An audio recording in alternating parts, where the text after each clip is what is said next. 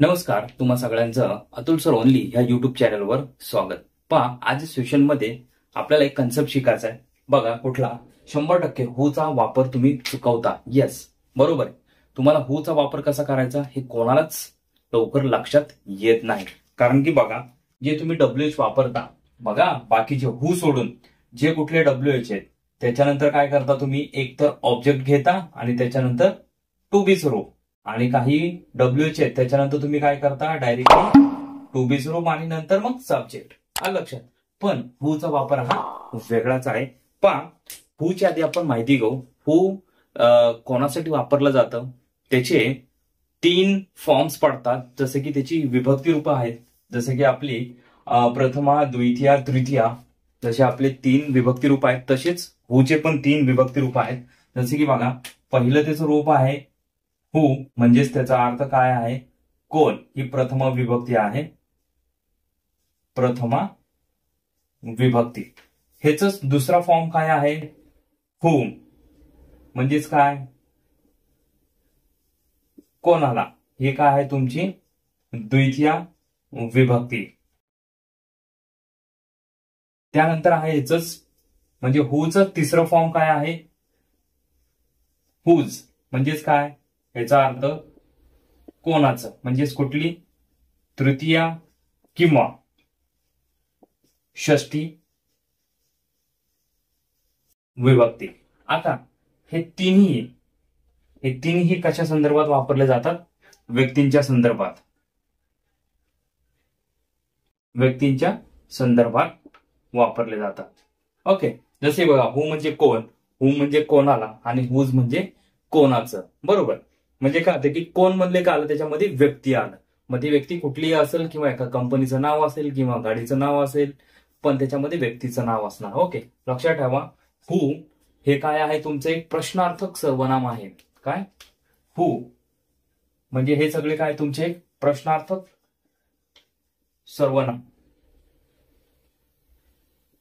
Okay, आणि फक्त हू, हुम आणि हुज ह्या तिघांचा वापर तुम्ही संबंध दर्शक सर्वनाम म्हणून पण केला जातो. त्यालाच इंग्रजीमध्ये काय म्हणणार, रिलेटिव्ह प्रोनाउन. पहा, आता ह्याच्यामध्ये फक्त आपल्याला काय करायचं, हूचा वापर शिकायचा आहे काळांमध्ये. बघा, हे तर आपण हूची माहिती घेतली, कुठं वापरलं जातं हे लक्षात घेतलं आपण. आता ह्याच्यानंतर पाहूयात ह्याचा काळामध्ये वापर कसा होतो. कारण की आपण तिथंच चुकतो आणि तिथं आपण 100% आपण तिथं चुकतो. बघा कसं. आता इथं सिंपल प्रेझेंट टेन्स लिहू, शॉर्ट फॉर्म मध्ये लिहितो. Simple present, simple past tense आणि सिंपल फ्युचर टेन्स. आधी साध्या काळांचं समजून घेऊ. आता ह्याच्यामध्ये तुम्हाला काय करायचंय, जेव्हा तुम्हाला हूचा वापर करायचा आहे तर बघा, सिंपल प्रेझेंट टेन्स मध्ये तुम्हाला काय करायचंय, सुरुवातीला हू आणि त्याच्यानंतर डायरेक्टली काय करायचं, तुम्हाला सूत्र घ्या लिहून त्याचं, वर्बचं फर्स्ट फॉर्म आणि त्याला एस किंवा ईएस प्लस ऑब्जेक्ट आणि प्लस क्वेश्चन मार्क. बरोबर. म्हणजे बघा, एक वचनी असेल, बघा, हू गो म्हणजे काय, कोण जातं, राईट. आणि हे अनेक वचनी हा मित्रांनो, अनेक वचने असेल तर हू गो, आणि जर एक वचनी असेल तर हू गोज. ह्याचा पण सेम अर्थ होतो की कोण जातं. ओके, आता त्याच्यानंतर पहा, सिंपल पास्ट टेन्स, हू नंतर डायरेक्टली तुम्हाला काय करायचं, वर्बचं सेकंड फॉर्म प्लस ऑब्जेक्ट आणि क्वेश्चन मार्क. म्हणजे इथं काय वापरलं होतं आपण, फर्स्ट फॉर्म, पण त्याच्यामध्ये काय होतं की एस आणि ईएस. बघा, अनेक वचनी असेल तर डायरेक्टली गो, आणि एक वचनी असेल तर गोज वापरायचं. आता याची वाक्यरचना पहा, हू वेंट म्हणजे काय, कोण गेलं, क्वेश्चन मार्क. हू वेंट कोण गेलं, हू स्पोक कोण बोललं, हू रोट कोण लिहिलं. इथं काय करायचं तुम्हाला, हू नंतर डायरेक्टली वर्बचं सेकंड फॉर्म. बघा, ह्याच्या प्लेलिस्ट आहेत, सिंपल प्रेझेंट, सिंपल पास्ट, प्रत्येकाची प्लेलिस्ट मी बनवलेली आहे. तुम्हाला ह्या चॅनल मध्ये भेटूनच जाईल, तुम्ही पाहून घ्या, तिथं तुमच्या लक्षात येऊन जाईल. आता ह्याच्यानंतर आहे बघा सिंपल फ्युचर टेन्स. आता सिंपल फ्युचर टेन्सचं सूत्र बघा, हू नंतर डायरेक्टली तुम्हाला विल नंतर वर्बचा first form plus object plus question mark. म्हणजेच बघा याचा अर्थ who will go. Who will go म्हणजे काय, कोण जाणार. हू विल स्पीक, कोण बोलणार.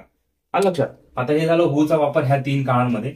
आता इथं काय करायचं आपल्याला, कंटिन्युअस प्रेझेंट, कंटिन्युअस पास्ट आणि कंटिन्युअस फ्युचर टेन्स. बघा शॉर्ट फॉर्म मध्ये लिहितोय तुमच्या लक्षात येईल म्हणून.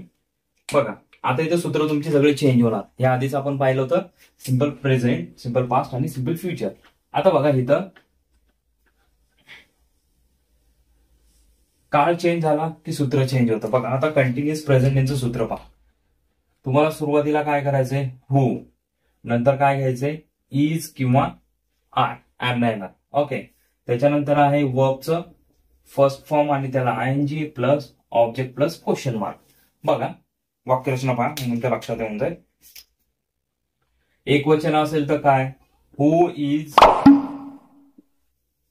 गोईंग म्हणजे कोण जात आहे. आपण म्हणतो ना कोण जात आहे, त्यावेळेस काय हू इज गोईंग. नंतर आहे who are going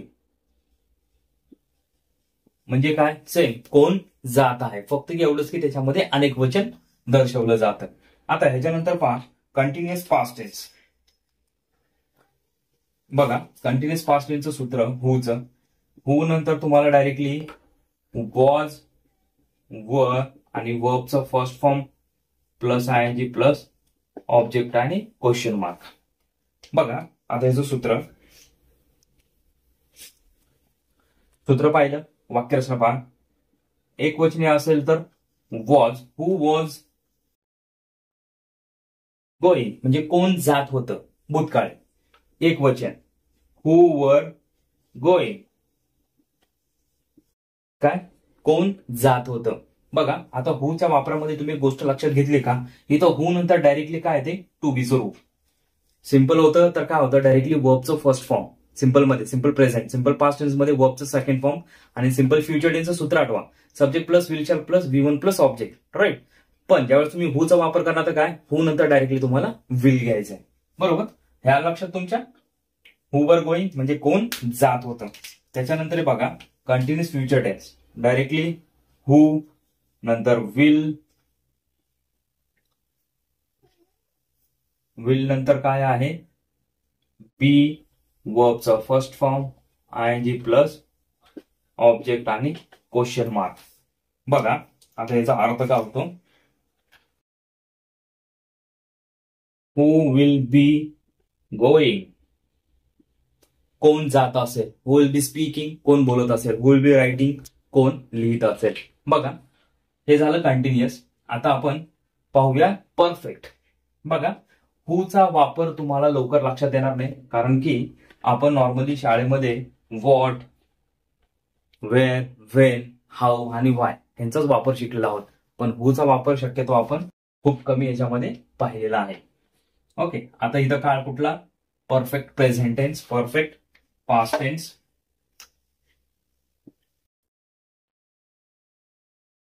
perfect present, perfect past, perfect future. आता बघा यांचं सूत्र. आता ह्याच्यामध्ये सुरुवातीला हू नंतर काय हॅव आणि हॅज नंतर आहे V3 आणि ऑब्जेक्ट. बघा सूत्र पहा. हू नंतर बघा जर तुम्हाला वाक्यरचना अनेक वचनी बनवायची असेल तर हॅव घ्या. हू हॅव गॉन म्हणजे काय, कोण गेला आहे. त्याच्यानंतर एक वचनी असेल तर काय, हू हॅज गॉन म्हणजे सेम अर्थ पण कोण गेलाय एक वचनी. त्याच्यानंतर पहा परफेक्ट पास्ट टेन्स, सेम सुरुवातीला हू नंतर काय हॅड, V3 नंतर ऑब्जेक्ट आणि क्वेश्चन मार्क. बघा आता याचं वाक्यरचना, हू हॅड गॉन म्हणजे कोण गेलं होतं, हू हॅड स्पोकन कोण बोललं होतं. आता त्याच्यानंतर आहे परफेक्ट फ्युचर टेन्स. बघा विल नंतर आहे have, V3 sorry by plus S नाही, V3 नंतर काय डायरेक्टली तुमचं ऑब्जेक्ट आणि क्वेश्चन मार्क.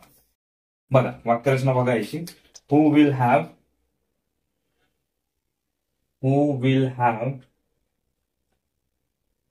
गॉन म्हणजे काय, कोण गेलं असेल.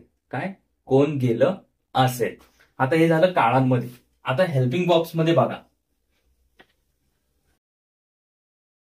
खूप सोप्या पद्धतीने सांगितले तुम्हाला, सूत्रासहित सांगितले, समजावून सांगितले.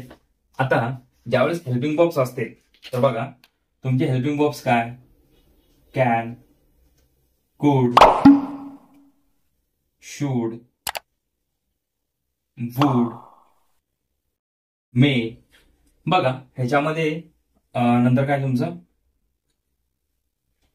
बघा, who can go there, who could go there, who should म्हणजे कोण गेलं पाहिजे, है की नाही. नंतर आहे must, who must go there म्हणजे कोण गेलंच पाहिजे, है की नाही. हू वुड गो, कोण जाणारच. ह्याच्यानंतर काय करा तुम्हाला, हे हेल्पिंग बॉक्स म्हणजे सुरुवातीला हू आणि नंतर हेल्पिंग बॉक्स आणि नंतर वर्बचं फर्स्ट फॉर्म. ओके.